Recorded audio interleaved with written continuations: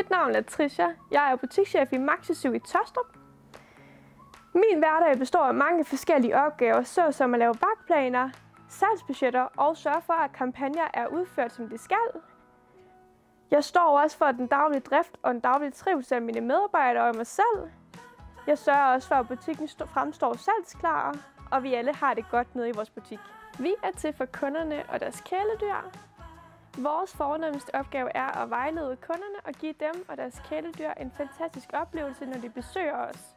Glade kæledyr er lige ved glade kunder. Det er et job med masser af ansvar. Det kræver selvstændighed at komme i mål med opgaverne.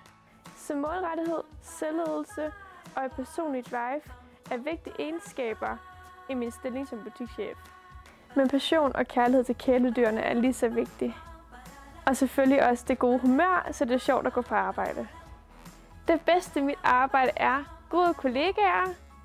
Der er rigtig god mulighed for at udvikle sig i Maxi Zoo, både personligt og fagligt, og give kunden den bedste oplevelse.